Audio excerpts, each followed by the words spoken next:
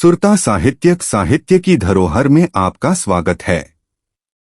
आज बुधवार की साहित्यिक चर्चा में हम बात करेंगे आधुनिक हिंदी साहित्य में राष्ट्रभक्ति की। जब भारत अंग्रेजी शासन के अंधकार में था, तब कवि और लेखक ही थे जिन्होंने शब्दों से मशाल जलाई। किसी ने कविता में स्वराज का सपना बुना, किसी ने कहानी में जनजागरण का स्वर गूंजाया। भारतेंदु हरिश्चंद्र से लेकर मैथिली शरण गुप्त, सुभद्रा कुमारी चौहान और रामधारी सिंह दिनकर तक आधुनिक हिंदी साहित्य ने देश प्रेम को न केवल अभिव्यक्त किया, बल्कि उसे जन जन के हृदय में जगा दिया। इस कड़ी में हम सुनेंगे तुलसी देवी तिवारी का शोध आलेख, जो राष्ट्रभक्ति की उस रचनात्मक परंपरा को विस्तार से समझाता है और बताता है कि साहित्य कैसे बना स्वतंत्रता आंदोलन की आत्मा। तो आइए इस प्रेरक चर्चा में उतरते हैं और महसूस करते हैं उन शब्दों की शक्ति जिन्होंने भारत की चेतना को स्वर दिया। नमस्कार। आज हम हिंदी साहित्य के सफर पर निकल रहे हैं और कोशिश करेंगे ये समझने की कि इसमें राष्ट्र प्रेम या जिसे हम देशभक्ति कहते हैं, वो भावना कैसे, कब, कहाँ से आई। इसके लिए हमारे पास स्रोत है तुलसी देवी तिवारी जी के 2 शोध आलेख। ये सुरता साहित्य की धरोहर वेबसाइट पर प्रकाशित हुए हैं। नमस्कार। हाँ, और कहते भी हैं कि साहित्य समाज का आईना होता है। तो आज हम इसी आईने में देखेंगे कि हिंदी साहित्य ने अपने अलग अलग समय में समाज के बदलते मिजाज को, खास तौर पर ये जो राष्ट्रीय चेतना का उभार है, उसे कैसे दिखाया। और कई बार तो सिर्फ दिखाया नहीं, बल्कि एक नई सोच दी, एक दिशा भी दी है समाज को। बिल्कुल, हमारा मकसद भी यही है कि इन लेखों के जरिए समझें कि अलग अलग युगों में राष्ट्रीय भावना साहित्य में कैसे आई और खास तौर पर आज़ादी की लड़ाई के वक्त इसने कैसे एक मजबूत आवाज उसका रूप लिया। तो चलिए इस पड़ताल की शुरुआत करते हैं। हिंदी साहित्य के इतिहास को आचार्य रामचंद्र शुक्ल ने मुख्य रूप से 4 कालों में बांटा है ना? हाँ, मोटे तौर पर 4 काल माने जाते हैं। पहला है वीर गाथा काल, जिसका समय लगभग 1050 से 1350 ईस्वी तक मानते हैं। दूसरा भक्ति काल, जो करीब 1350 से 1643 तक। फिर तीसरा है रीति काल और चौथा आधुनिक काल, जो 1843 से शुरू होकर अब तक चल रहा है। अच्छा, तो वीर गाथा काल से शुरू करते हैं। ये वो दौर था जब देश का राजनीतिक माहौल कैसा था? मतलब कोई एक बड़ी सत्ता नहीं थी शायद? सही कहा। उस समय देश छोटे छोटे राज्यों में बटा हुआ था, कोई केंद्रीय सत्ता थी ही नहीं, और राजा अक्सर अपनी आन बान शान के लिए या जरा सी बात पर लड़ पड़ते थे। तलवार के जोर पर ही फैसले होते थे, और उधर उत्तर पश्चिम से विदेशी हमले भी हो रहे थे। माहौल काफी उथल पुथल वाला था, कह सकते हैं। ऐसे में फिर कवि क्या कर रहे थे? लेख बताते हैं कि वो राजाओं की वीरता का बहुत बढ़ा चढ़ाकर वर्णन करते थे। तो इसकी वजह क्या थी मतलब? हाँ, इसकी 2 मुख्य वजह समझ आती हैं। पहली तो ये कि ये कवि अक्सर राजा के दरबारी होते थे, कई बार तो खुद सैनिक भी।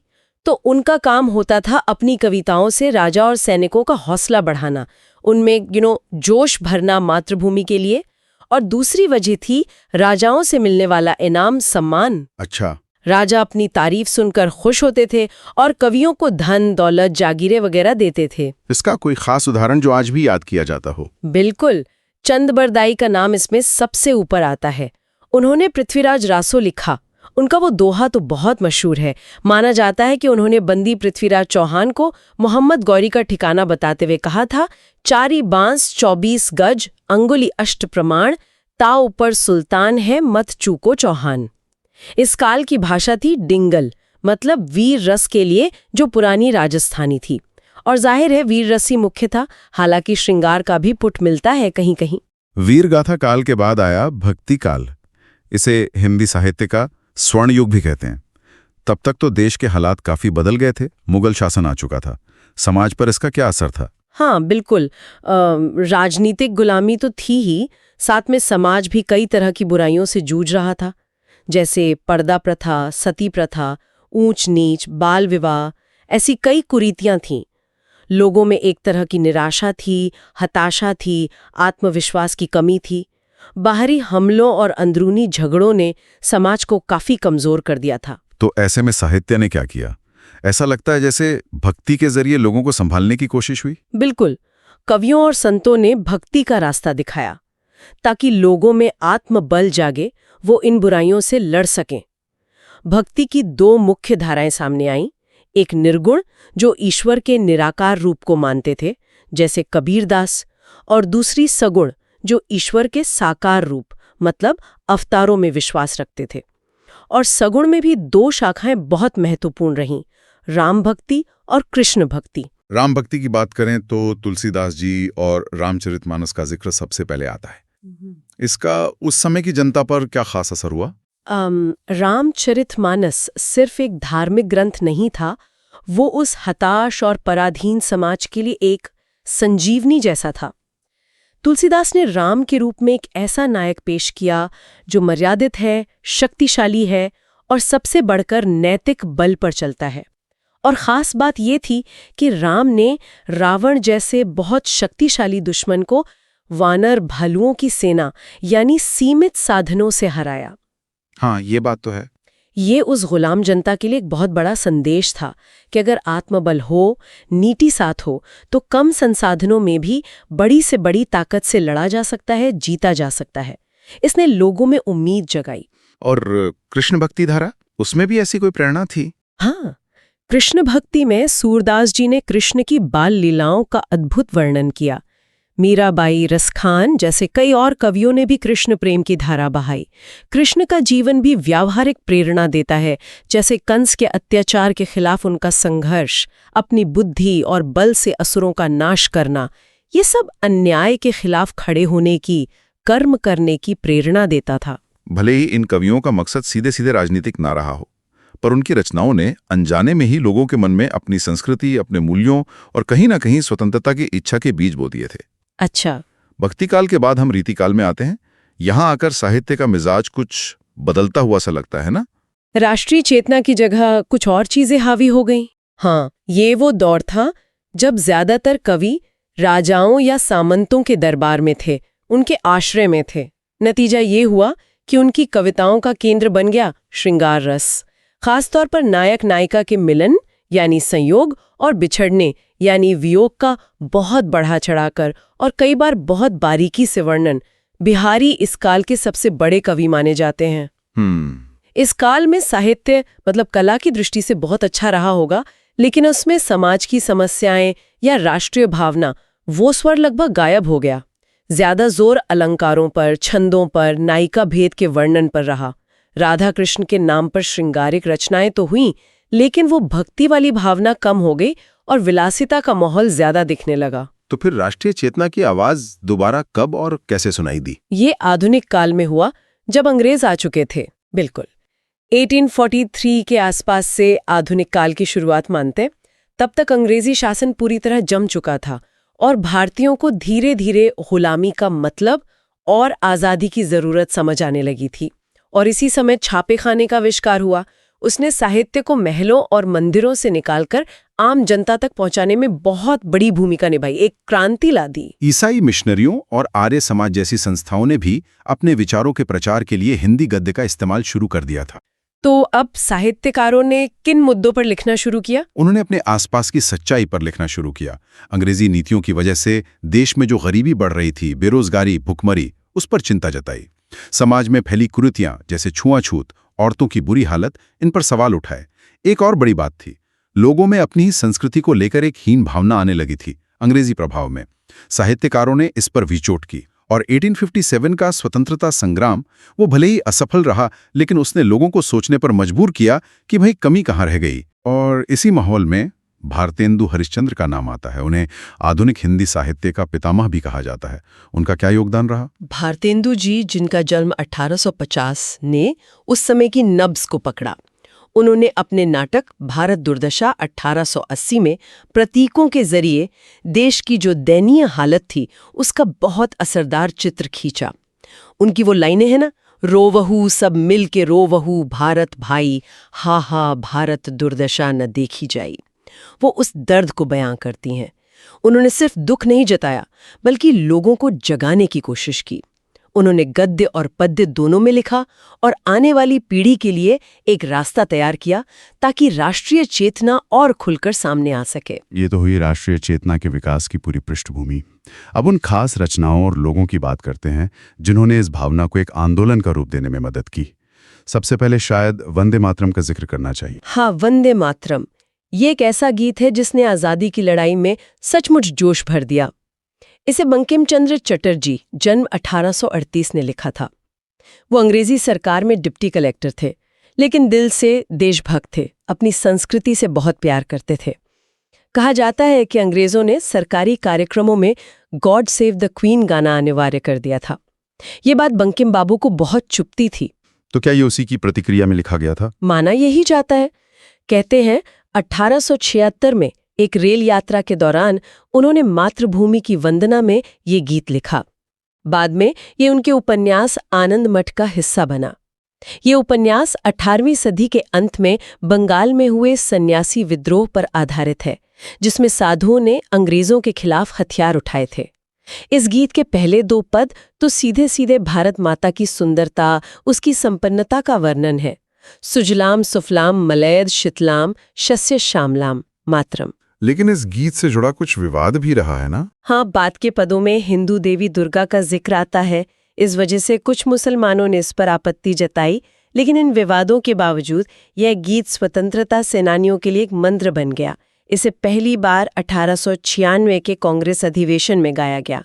1905 में जब बंगाल का विभाजन हुआ, उसके खिलाफ जो आंदोलन चला, उसमें यह एकता का प्रतीक बन गया और आज़ादी के बाद 1950 में इसे भारत के राष्ट्रगीत का दर्जा दिया गया। वंदे मातरम के अलावा लोकमान्य तिलक का जिक्र भी बहुत जरूरी है। उन्होंने साहित्य का इस्तेमाल कैसे किया? लोकमान्य बाल गंगाधर तिलक वो पहले ऐसे बड़े नेता थे जिन्होंने खुलकर कहा, स्वराज्य हमारा जन्मसिद्ध अधिकार है और हम इसे लेकर रहेंगे। उन्होंने लोगों को समझाया कि वे मराठी, बंगाली या पंजाबी होने से पहले भारतीय हैं। उन्होंने अपने मराठी अखबार केसरी को राष्ट्रीय भावना जगाने का एक बड़ा जरिया बनाया। सरकार की नीतियों की तीखी आलोचना करते थे वो, और इसी वजह से देश का दुर्भाग्य नाम के एक लेख के लिए उन्हें 6 साल की जेल भी हुई। और जेल में ही उन्होंने गीता रहस्य लिखी, उसका क्या महत्व है? हाँ, जेल में ही। गीता रहस्य में तिलक ने कर्मयोग की व्याख्या की। उन्होंने महाभारत का उदाहरण दिया कि कैसे पांडवों ने साधन कम होते हुए भी अपने हक के लिए कौरवों से युद्ध किया, क्योंकि वो न्याय का युद्ध था। उन्होंने भारतीयों को यही संदेश दिया कि उन्हें भी अपने अधिकारों के लिए, आज़ादी के लिए पूरी हिम्मत और संकल्प से लड़ना होगा, भले ही अंग्रेजों के पास ज्यादा ताकत हो। आत्मबल और कर्म पर उनका जोर था। एक और गीत जो सबकी जुबान पे चढ़ गया वो था सारे जहां से अच्छा हिंदुस्तान हमारा। इसके पीछे कौन थे? ये खूबसूरत तराना मोहम्मद इकबाल ने लिखा था। वो सियालकोट, जो अब पाकिस्तान में है, में जन्मे थे, कवि थे, वकील थे, दार्शनिक थे। ये गज़ल उन्होंने 1905 में लाहौर के सरकारी कॉलेज में सुनाई थी। हालांकि इकबाल बाद में पाकिस्तान के विचार के समर्थक बन गए, ये बात अलग है, लेकिन उनकी ये रचना हिंदुस्तान में ब्रिटिश राज के खिलाफ एकता और देश प्रेम का बड़ा प्रतीक बन गई। इस गीत की कौन सी बात लोगों को सबसे ज्यादा छू गई? इसमें भारत की कुदरत खूबसूरती, उसके शानदार इतिहास का जिक्र तो है ही, साथ ही सभी धर्मों के लोगों के बीच भाईचारे का संदेश भी है। वो पंक्ति, मजहब नहीं सिखाता आपस में बैर रखना, हिंदी है हम, वतन है हिंदुस्तान हमारा, ये तो जैसे राष्ट्रीय एकता का नारा बन गई। और कौन भूल सकता है जब पहले भारतीय अंतरिक्ष यात्री राकेश शर्मा से पूछा गया था कि अंतरिक्ष से भारत कैसा दिखता है, तो उनका जवाब यही था, सारे जहां से अच्छा। बिल्कुल। और आखिर में हमारा राष्ट्रगान जन गण मन, इसका इतिहास क्या है? इसे गुरुदेव रविंद्रनाथ टैगोर ने मूल रूप से बांग्ला में 1911 में लिखा था। इसे भी कुछ लोग अंग्रेज सम्राट जॉर्ज पंचम के स्वागत गान गॉड सेव द किंग के जवाब के तौर पर देखते हैं। हालांकि टैगोर ने खुद इस बात से इनकार किया था। इसे पहली बार 1911 में ही कांग्रेस के कलकत्ता अधिवेशन में गाया गया था। बाद में नेताजी सुभाष चंद्र बोस ने इसका हिंदी उर्दू अनुवाद जय हे नाम से आजाद हिंद फौज के कौमी तराने के रूप में अपनाया। और इसे राष्ट्रगान का दर्जा कब मिला? आजादी के बाद 24 जनवरी 1950 को संविधान सभा ने इसे भारत के राष्ट्रगान के रूप में स्वीकार किया। इसकी धुन कैप्टन राम सिंह ठाकुर ने तैयार की थी, जो आज़ाद हिंद फौज से जुड़े थे। ये गान भारत की भौगोलिक और सांस्कृतिक एकता, पंजाब, सिंध, गुजरात, मराठा, द्राविड़, उत्कल, बंग और उसके भाग्य विधाता यानी जनता की जयकार करता है। तो अगर हम इस पूरे सफर को देखें, वीर गाथाओं से शुरू होकर भक्ति काल में आध्यात्मिक और सांस्कृतिक पहचान बनाना, फिर रीति काल के एक तरह के ठहराव से गुजरकर आधुनिक काल में राष्ट्रीय चेतना जगाना और आजादी की लड़ाई का हथियार बनना, हिंदी साहित्य ने कई रूप बदले हैं। बिल्कुल, ये सिर्फ आईना ही नहीं था कि समाज में जो हो रहा है उसे दिखा दे, बल्कि ये लोगों की सोच को गढ़ भी रहा था। चाहे वो तुलसीदास की राम कथा से मिला आत्मबल हो, तिलक की गीता व्याख्या से मिली कर्म की प्रेरणा हो, या फिर वंदे मातरम और जनगणमन जैसे गीतों से मिली एकता की भावना। साहित्य ने लोगों को जोड़ा, उन्हें उनकी शक्ति का एहसास कराया और स्वतंत्रता के संघर्ष में एक बहुत अहम भूमिका निभाई। तो ये थी हिंदी साहित्य में राष्ट्रभक्ति के विकास की एक झलक, जैसा कि तुलसी देवी तिवारी जी के शोध आलेखों में हमें देखने को मिलती है। इन लेखों से ये साफ है कि साहित्य समय और समाज की जरूरतों के हिसाब से कैसे बदलता है और कैसे वो राष्ट्रीयता जैसी धारणाओं को घड़ता है, मजबूत करता है। हाँ, और यहाँ एक सवाल सोचने के लिए छोड़ जाते हैं जो इन्हीं स्रोतों से कहीं ना कहीं उपजता है कि आज के दौर में जब हम आज़ाद हैं, दुनिया सिमट रही है, वैश्वीकरण का जोर है, तब आज का हिंदी साहित्य राष्ट्र और राष्ट्रभक्ति को कैसे देख रहा है? क्या वो इन धारणाओं को कोई नई परिभाषा दे रहा है या उनसे आगे बढ़कर कुछ और कह रहा है? ये एक दिलचस्प मुद्दा है जिस पर विचार किया जा सकता है। आपने सुना आधुनिक हिंदी साहित्य में राष्ट्रभक्ति, एक आलेख जो हमें याद दिलाता है कि शब्द सिर्फ भाव नहीं, बदलाव का हथियार भी हो सकते हैं। आज के दौर में जब देशभक्ति के मायने बदल रहे हैं, तब साहित्य हमें यह सिखाता है कि असली राष्ट्र प्रेम विचार, करुणा और एकता में बसता है। यह प्रस्तुति सुरता साहित्य की धरोहर की ओर से थी। अगले बुधवार फिर मिलेंगे साहित्य की किसी नई दिशा, नई प्रवृत्ति पर खुली बातचीत के साथ। तब तक शब्दों से जुड़िए, संवेदनाओं को सुनिए और सुरता में बनी रहिए। सुरता, जहां शब्द जीवंत हैं।